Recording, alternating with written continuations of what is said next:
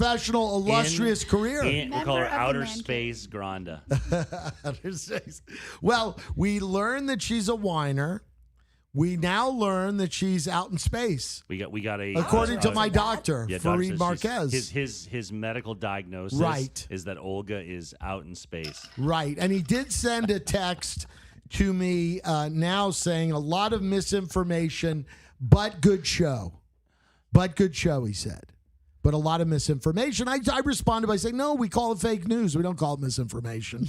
Get the term right, doctor. Please. So I wanted to get into, I was taken aback would be a soft way of saying it. I was appalled by the comment by Pepe Diaz, the new chair of the Miami-Dade County Commission, who was commented in the Miami Herald of saying, oh, we're all over elections. Who needs another election? In relation to the district It's like we ninth have seat. democracy fatigue. Yeah, yeah. I mean, And I think the fatigue really comes from the advertising, and all these accusations that the elections are rigged and that it's not true democracy. I think that's the problem. The Venezuelans are running the voting machines. yeah, his exact comment was this: nobody wants to see another election for a while. No, I think the people, Pepe, I think the people in District 8 kind of want to vote for who their representative is, maybe, perhaps, and not have it picked by. And we say this, we're big fans of who seems to be going to get appointed, right? Well, I don't know if she is or But I'm not. saying the leading person is Higgins. Right. And Danielle Cohen Higgins, not Danielle- Eileen. exactly. Right, right. You get Yeah, your let me be- Higgins let me right, be- mister. Exactly. And, like, she's the heir apparent. And it's funny that we're saying this because she's likely the one that would be appointed. And I think she'd be- Really? yeah. See, I'm not so convinced But of if the that. point is that if that's the case, we're saying this as fans of hers. She's been on the show. Yes. As fans of hers, it still should be an election. Yeah, Even if I knew she was going to be the appointed one, let's have the election. I will tell you, you're in great company because she is an honorary Man Cave member as well. I was immensely impressed with Danielle Cohen Higgins when she came in and spoke with us on a couple occasions. And she is a very impressive young lady, has a great professional background, is engaged in the community down there in that district. So, I mean, I think she'd be a great candidate, but I'm a kind of a believer in, let the people who are being served decide. This thing Yeah, we I mean, call- I think one of the few positive things that has happened in the current political climate is that we are seeing voter participation dramatically increase, right? Bingo. Like now it's in the mainstream again. Yes. And of course that's easier for that to happen on the national level. And we need to see the trickle down effect of that for people to participate more in local elections and understand how we're more directly affected by our local politicians than who is president. And I think that if we don't have some faith in the system as to how our local elected politicians are selected, I think that we're not going to make improvements on people participating in those elections and simply paying attention to them. Lethargy ensues once again, right?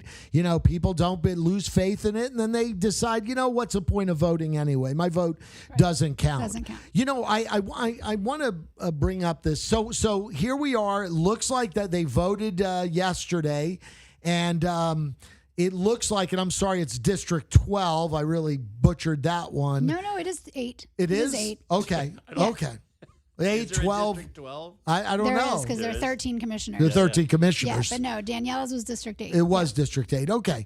So on the I guess on the no side were Gene Monestein, Rebecca Sosa, and 4 of the 5 newly elected commissioners, Oliver Gilbert, Keon Hardiman, Keone McGee, and Raquel Regalado, all voted in favor of not having an election. I realize it's a tight budget year. I realize it's going to cost approximately $1 million or so to have a special election.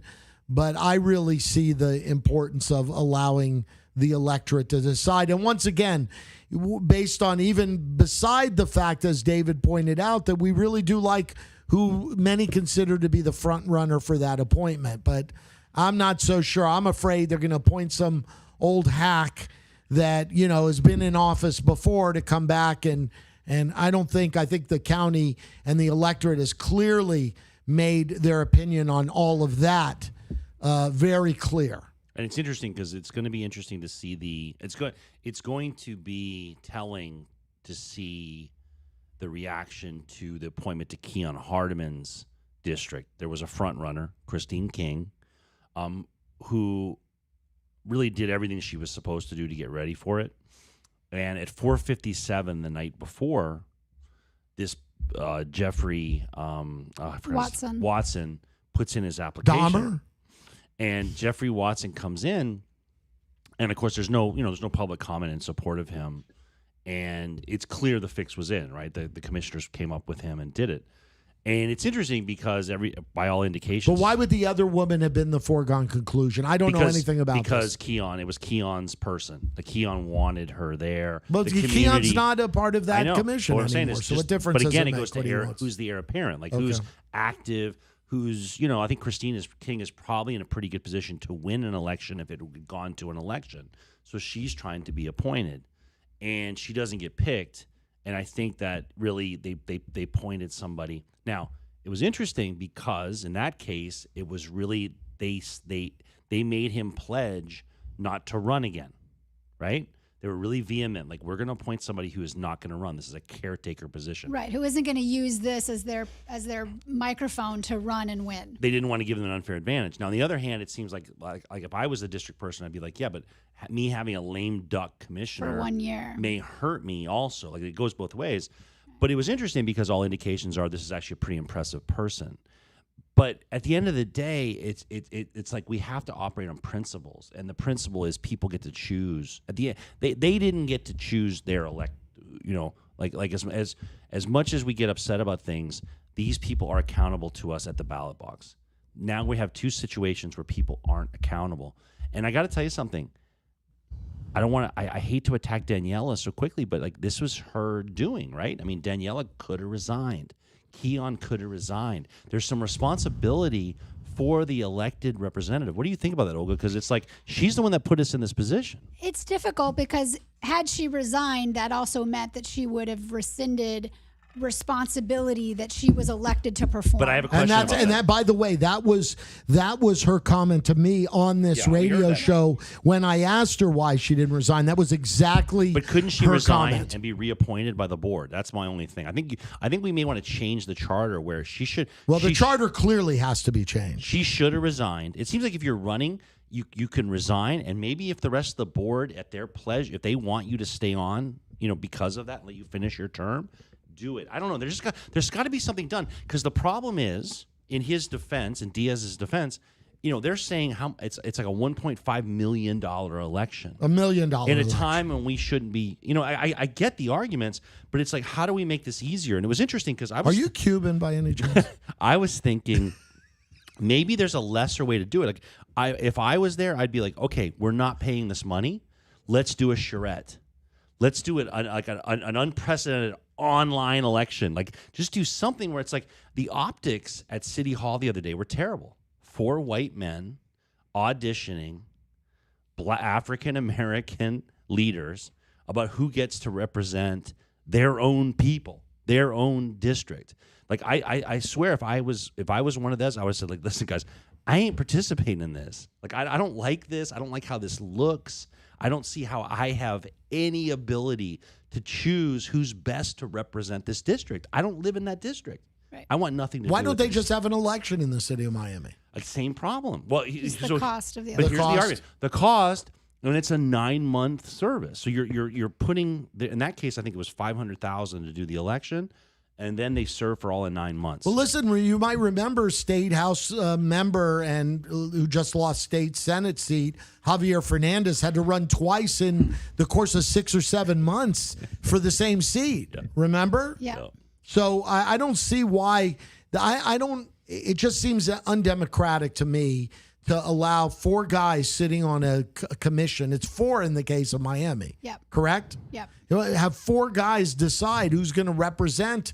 I don't know how many people, but it's a big population in that district. So I don't know. It just seems very undemocratic to me. To start out on the right foot, of course, new commissioner, County Commissioner Garcia started throwing dirt on Daniela Levine Cava during the process, saying, why are we in the situation we're in right now? A decision was made by an office Yeah, holder there you not go. to vacate a seat who until was that? after Garcia. the election. Yes, Renee but that Garcia. was true of the majority of the candidates for mayor this Exactly. year. Because Xavier Suarez ran. Yes. Steve Bovo was, No, of no, course, the no, but they commissioner. were turned and out. Daniela. Bovo was also turned out. Monestein, yeah, Bovo was term limited out. But Monestein- Suarez, but Monestein was not term limited out, and he was a candidate at one Yeah, time for the at the position beginning. as well. So none of them, that's a great point, Olga, which is, why would she have taken a disadvantage, put a disadvantage to herself in the election when none of the other people that were running? I mean, the only guy that wasn't in office was Alex Pinellas. But everybody else was in office and was taking advantage of being in that position while running for office. Remember, that's a nice advantage to have when you're running for mayor, because you're invited to every public meeting. You get the microphone and you get in front of the podium at every little, event that's going on, whether it's a nonprofit event or whatever. And so it didn't make sense for her to say, well, okay, I'm going to resign so the county doesn't have to spend money. No, $1 million. change the damn charter. So breaking news, I saw that Rebecca Wakefield, it was Yes. announced she's now the chief of Chief of staff staff to for Raquel. Daniela. And I got to tell you something. No, to Raquel Regalado. I thought it was Daniela. No, Daniela's chief of staff has also been named, and it's Joanna Cervone. Cervone, yeah. So she's to Raquel. That's amazing. Yeah, which makes sense because, Ken's district and Raquel's district overlap. No, I got to tell you, I mean, Rebecca's one of my favorite people in government. Former investigative reporter for the Sun Post, Miami New Times. I mean, just She's a Miami girl, too, right? Yes, she is. Yes. But Joanna Cervone, also very impressive young woman. I was not surprised that she was named Daniela Levine Cava's chief of staff. All kidding aside, though, who wants that job? Daniela is in The hot seat, for sure. Yeah, For I mean, sure. well, next year when they have to, I mean, this year, talking to Carlos Jimenez during the election, he was saying that the budget year for the county is not going to be so difficult this year, but it's next year that it's going to be really, really difficult. And so she's got to negotiate around that. And I think the one thing, if I was to give Daniela Levine Cava one bit of advice, it would be this: try not to be and I'm a Democrat, because you know what? People don't care about Democrat or Republican issues. They just want their garbage picked up on time, and they want their police, showing up quickly, and they want those services that they're accustomed to be getting by the county to get better. And now in the midst of COVID, public safety and those sorts of things, you got to take, I know the election was a Democrat versus a Republican in a non-party affiliated election, nonpartisan election. And meanwhile, you have, now that they have to govern, I think she really needs to be mindful of that. Your thoughts? Absolutely. But I mean, I think transportation has been one of the things she's talked about a lot, and it drives a lot of the issues in our county in terms of quality of life.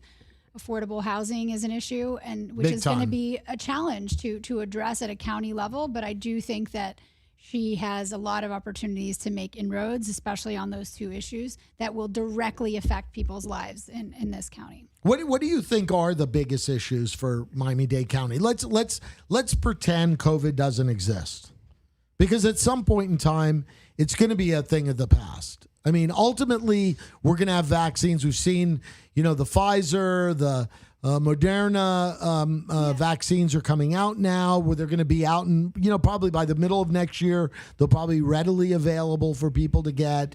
So at some point, we're going to sort of forget about this. Yeah, I think that the fact that the standard of living has gotten so much more expensive and quality of life here, it's created an inequity, and the rich are richer and the poor are poorer, and that is something very difficult for our county to overcome.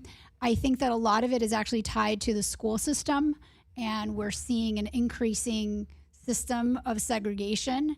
And that in the end is going to continue to hurt us. It's dividing communities. This idea that you don't go to your neighborhood school, that you have to trek across the county, and parents have to, find how to get their kids into schools through lotteries and all sorts of also politically influenced systems that are allowing the wealthy and the people who know to get their kids in good schools, and then the poor kids for whom that's the one opportunity to maybe help them out of their situation, it's not helping them. That is going to continue to progress in a way where we're going to continue to see disparities grow instead of come closer together. And I think that that's going to continue to really hurt our county. As you say that, Olga, the Herald just broke a story saying that Miami Carroll City High School is operating without clean water. There's no fresh water at the school. Just give you an idea of the disparities and what's happening in our schools. And it's interesting you say it because I write this column on high school football.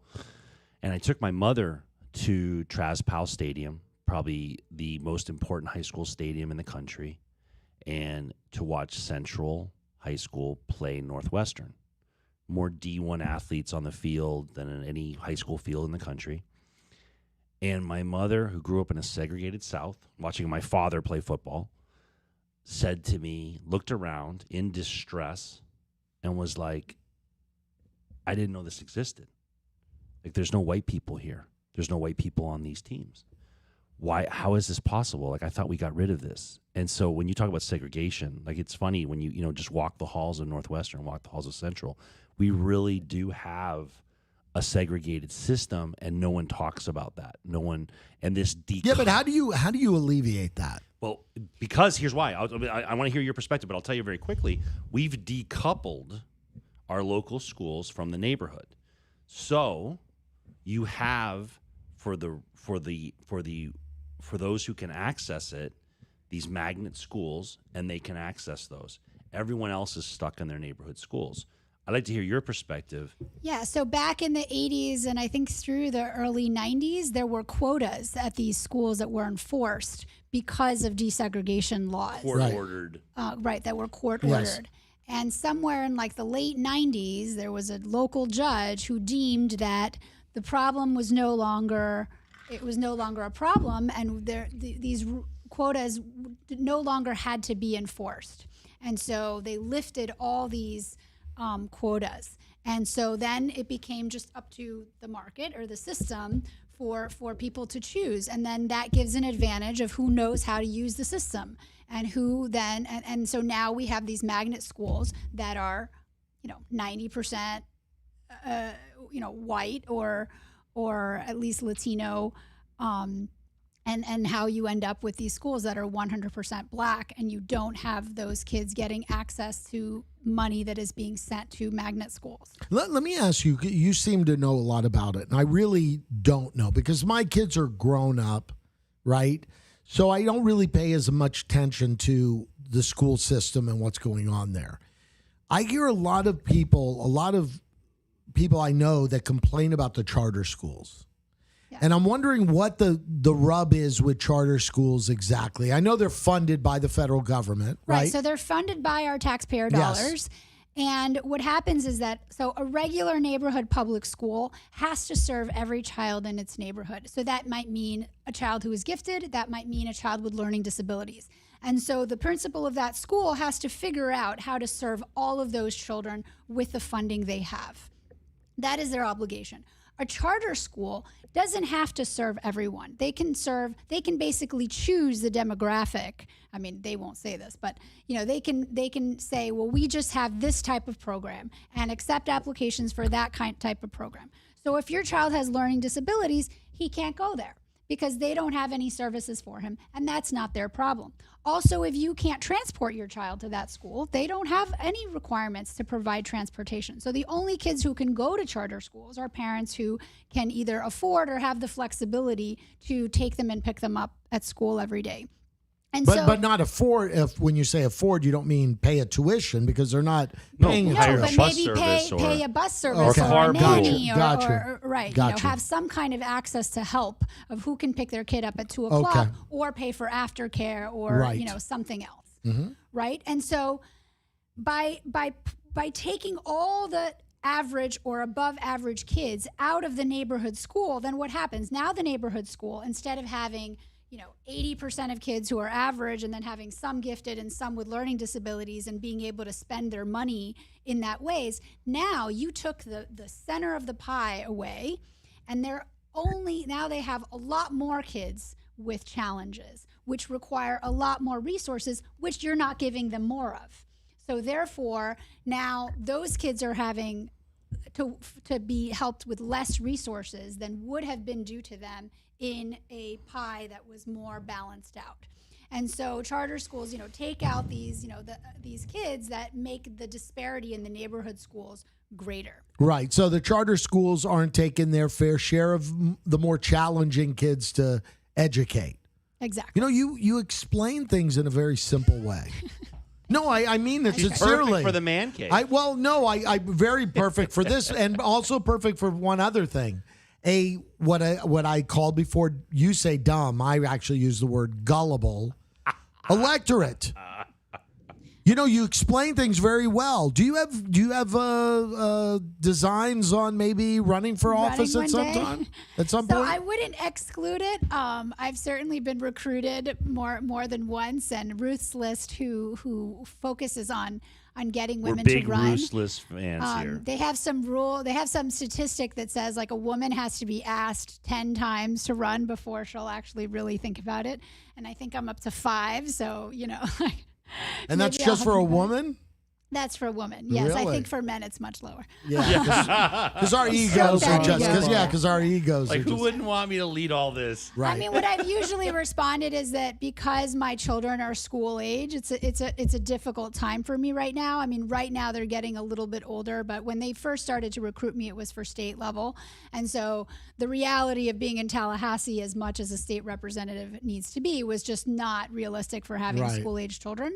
My kids are getting a little bit older now. I'm also more interested in local politics. So I think that if I ran, I would probably run for something at a more local Well, level. I know- or skip to federal, I know a commission seat that they're appointing someone to right now, so maybe that would be. Well, you got to So move. I all don't the way live in down there. District No, 8. I think the other challenge for people like me who would love to serve is that a lot of these seats, like the county commission or the city of Coral Gables commission where I live, is that they are not salaried positions. Like they have a stipend, but I think the county is like $7K. Then you get some perks like a car, but I can't live on $7K. Yeah, no, and in it's Miami-Dade County. for a working mom like you with 3 kids, teenage or abouts level kids. That's I mean, why it's tough. people always look at it. They're always like, why? When you look at the school board elections, it's like, wait a minute. Why are our school board candidates so impressive?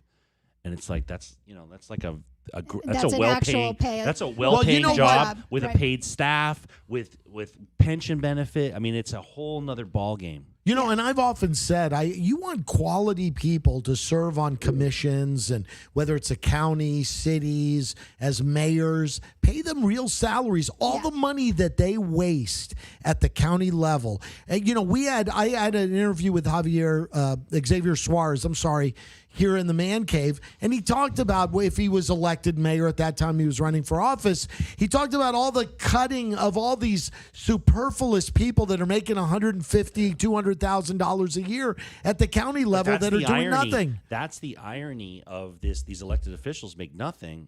It's really the city manager, the city attorney. They're making $400,000. Whatever it is. It really is interesting when people really dig into how our local. I mean, how could we works. not pay these people that are making huge decisions? Right. We can't. We don't want to pay them, and every time it gets on the ballot, it gets voted down. I mean, I don't know how many times it's been on the county ballot. It's been on, I could think 3 or 4 times, and every time it fails. And I don't understand. Again, gullible electorate. I don't understand it, because you would think a gullible electorate would say, "Oh, if we pay them, they won't steal from us," Well, because that's what they think. I have a friend. I had an office in Chicago for a while, and the lawyer I worked with there came from a long line of Irish American policemen, and he would say how his grandfather would explain, like, one day they sat down all the Chicago police, and they didn't talk about how it was immoral to take bribes and do stuff. It was just like, listen, guys, there's been a change. We're now paying you enough. Like, knock it off. It wasn't. No one was impugning what they had done in the past, but it was like on a going forward basis. Now here's how it's going to be. You're going to get this salary. You have enough to raise your family. Here's your pension. If you keep your nose clean, everything's going to be okay. But it was just it was exactly what you were saying. Like, knock it off because now we're paying you enough. Right. I mean, I think so. I want to ask you this as someone that has been solicited, let's say, to run for office. Seeing what you saw in this last election, some of those ads were horrific. I mean, heck, Carlos Jimenez's son was accused of killing people in the FIU bridge collapse. I mean, it was ridiculous, some of the things that we saw. Does that taint you? Does that make you not want to run for office? Absolutely. And I think that's true of everyone. And I think, as I mentioned, why don't we have more women in office? Well, that's definitely one of the reasons is how people get bashed and tainted and, called a communist. I mean, I saw postcards of Eileen Higgins with a black beret. Yeah, did you see that one? She was dressed like Fidel or something. Yeah, nobody wants to go through that and experience that. So I do think that if it weren't so nasty out there, more people would be running. And I got to tell you, that's one of the things that worries me about this past election, or I should say recent elections we've seen. This one to me was at an all-time, as someone once said in a famous movie, an all-time high and lows, okay? It was the worst, I thought. And that's one of the things that worries me, because I think if people are there, young people, that are 30s, 40s, that are professionals, bright young people like you that are contemplating maybe running for office might be looking at this and going, do I really want to be in that arena, in that, do I really want my family to be spoken of in that manner? Right. That is certainly a deterrent. And the fact that we have to raise so much money is of course a deterrent, because, what I want to do is serve, not be a fundraiser for myself. Not be all begging the time. For money. Exactly. Really? And I think that's true of probably most politicians and most women, considering running for office. Yeah, my brother ran for the mayor of Coral Gables. And several years, maybe 10 years ago, I think it was, or thereabouts. Okay. It's been about that long.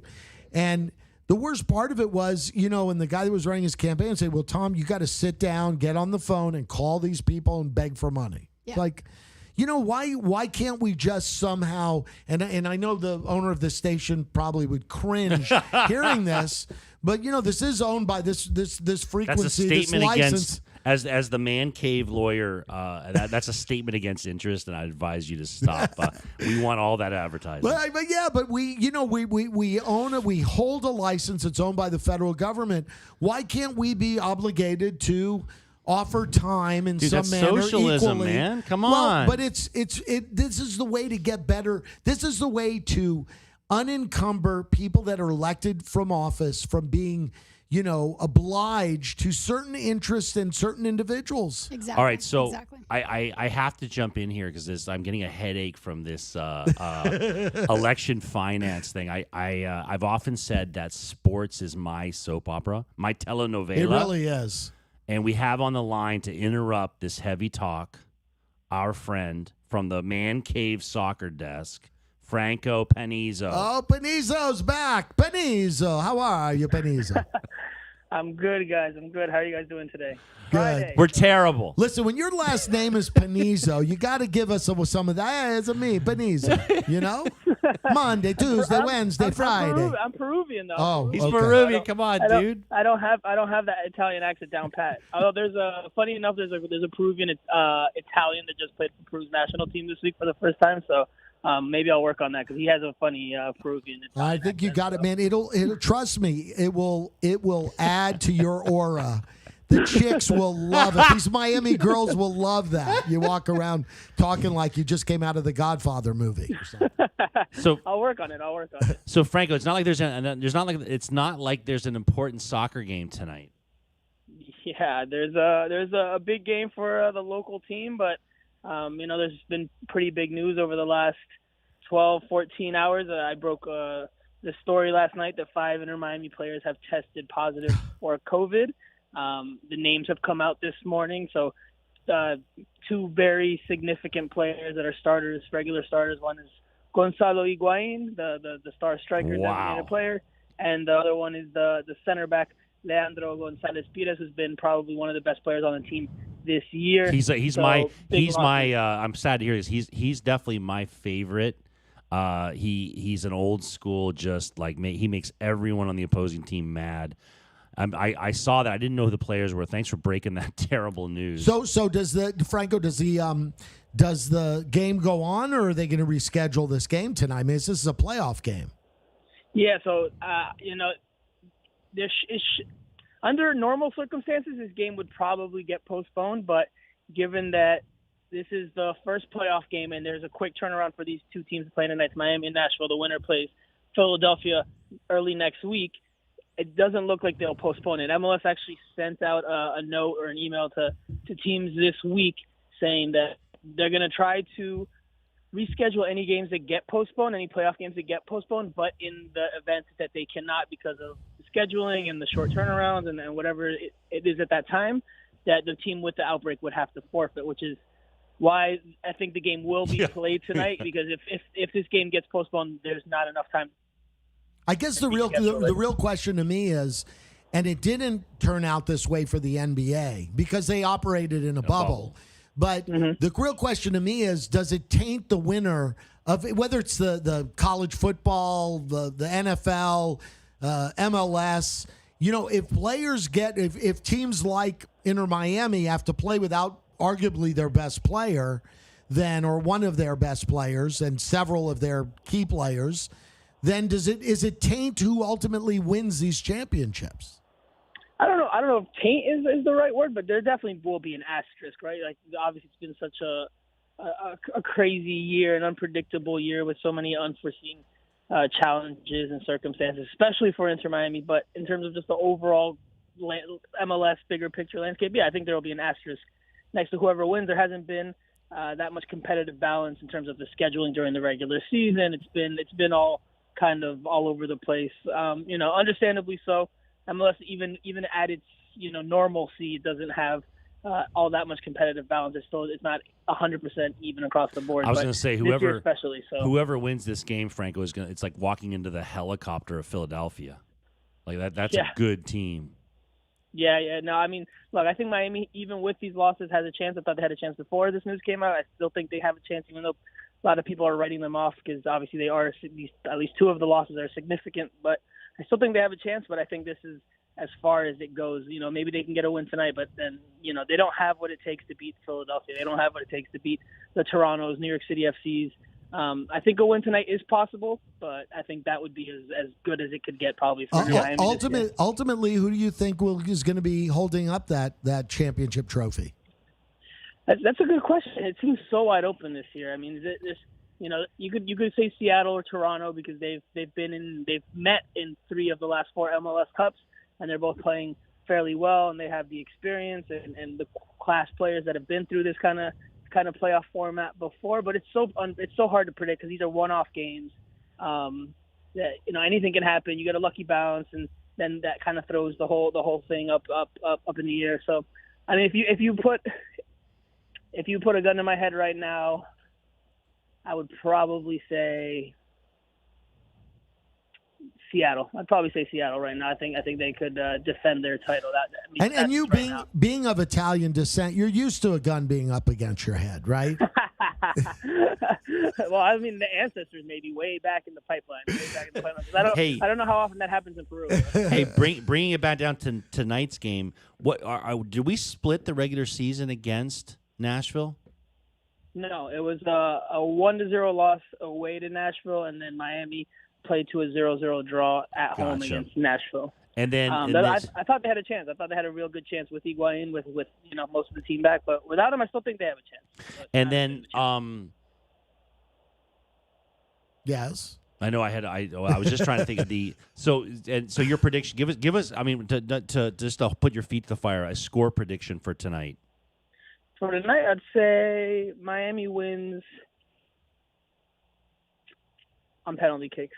Miami wins on penalty kicks. I think they'll tie 1-1, or I think 1-1. I think we'll see goals in the game, not necessarily a whole lot, and I think they'll go to penalty kicks. But we haven't scored a goal on them yet, right? Yeah. Dude, I love it. It's like that is spoken like such a true American. Like what? There's no goals. There's no goals. I'm What gonna kind of game is invite. this? I have this tradition, Nashville's Frank. a defensive team. Nashville's a very defensive Okay. team. They like to, close up and set up shop. So I don't think this will be a wide open game. It could very well be. Again, it's one off. So, once you go down a goal, you might throw, forget caution to the wind and just, go guns blazing because you don't have anything else to play for. You don't have tomorrow, right? There's no second game. There's no away leg or best of whatever series. This is just win or go home. So it could very well be an open game with lots of goals, but I think it'll be a little bit tighter given everything that's going on. Franco, I will tell you this: you have not been to my house either, but my house is a blast. I throw great parties. And I'd like to get invited to Well, one. no, give me a break. So Okay. I was just gonna say, Humble and brag, I do. humble brag. COVID has changed that, where it's just you can have like one couple over, and I have a running tradition with my wife where we invite Andy to every event, and Andy never. He always says That's no. not true. And I'm gonna invite him tonight to watch the right. game I'm because coming. not many people. Andy's a recluse. Not many people watch that game, watch these games and don't enjoy it. And I think tonight is like, I would really encourage people to tune in. If I It's come, should I Friday bring night. my CPAP so I could get a Yeah, well, that's the really thing. The good game sleep? starts at 9:00, right? Yeah, it's a late one today because obviously they're playing in Nashville. So, old man. Andy, I would say go. Andy, go. Like, No, Andy's got to take a Okay. nap. He's got to I take a gotta nap this first. afternoon. Yes. Well, you always say that these games are that sports are your soap opera, right? And if Yes. there's like the biggest twist, the biggest cliffhanger, it's tonight because the team's in their first playoff game, and they've just had this news come out last night that they're going to be missing key players. Like it's going to be as drama filled as you could expect, and then that's without even seeing what happens on the field. So if I were you, I think this is one you should not miss. If there's going to be one you're going to watch, it should be this one. Franco, I love you. We're here with Olga Granda, and she does not look convinced. But you did a great job, man. Boy, Olga stays quiet. As soon as we talk about sports, you notice how he mums up over there. I actually lived in Italy for a long time, and so or for some time. And So you saw soccer and you don't like it. I watched a lot of soccer. No, I actually do like it, and I like to follow it when I know what's going on. I've just been a little bit. And out you're of it talking this to look at that how talking to appropriate. You're talking to Franco Panizzi, The leading right? expert, the inner Miami insider. He set the soap opera for you. Tonight's Tonight is the grand night. finale. Well, listen, Franco, thanks so much for joining us in the Man Cave. Before you leave, can you say Monday, Tuesday, Thursday, Friday? Yeah, lunes, martes, miércoles. Oh, well done, Franco. Thanks so much, Tell Franco. him to go shove it. Yeah, man. tell him to shove it. Thanks, Franco, for joining us in the All right, Man guys. Cave. All You right. have a great. Have a good day, guys. As you saw, Manny Diaz now, COVID. We hear 5 players on Inter Miami, COVID, and our beloved senator, beloved to you, maybe you guys, not necessarily to me, Rick Scott, tested positive for COVID as well. So this thing's running rampant.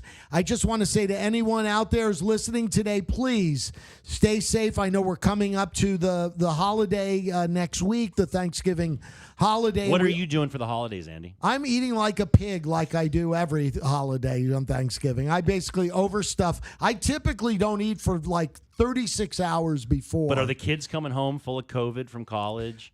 Kevin's coming down from UCF.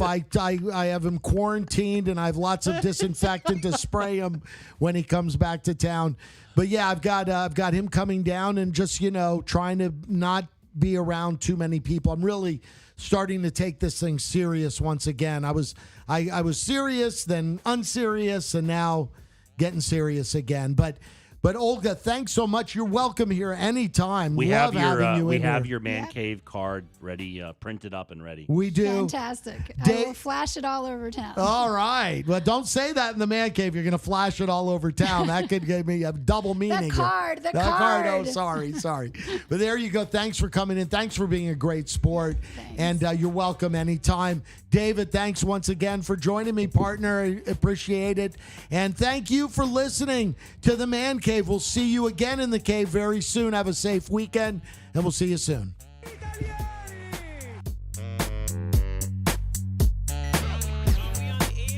1210 The Man, the only station in South Florida where you are the man. Hi, this is Andy Corge from the Man Cave. Have you been stuck inside your home like me? Tired of looking at those old worn out floors and rugs like I was? Then do what I did and call my friend for over 30 years, Mighty Joe Klein from Empire Today Flooring. With Mighty Joe and Empire Today Flooring, this is what you will get. Joe's carload of samples to choose from, all from the comfort of your home. The latest styles in carpet, laminate, hardwood flooring, wood-like tile, and waterproof vinyl. Instant pricing, and with your good credit, get instant credit approval for up to 4 years. Once you've chosen your new floor, set up installation. Many times, that installation occurring the very next day. And here's the best part. You get a low price guarantee and warranties backed by the largest flooring company in the country that's been around over 60 years, Empire Today Flooring. Call Mighty Joe today and set up your appointment for a free estimate, 305-753-1514. That's 305-753-1514. Be sure to leave a voicemail message. Joe's a mighty busy guy and doesn't answer when he's with customers. 305-753-1514 for the lowest prices on your new floors with Mighty Joe at Empire Today Flooring. Attention truck drivers, attention owner-operators. How would you like to make 6 figures a year and see the country at the same time? GMC Trucking is offering you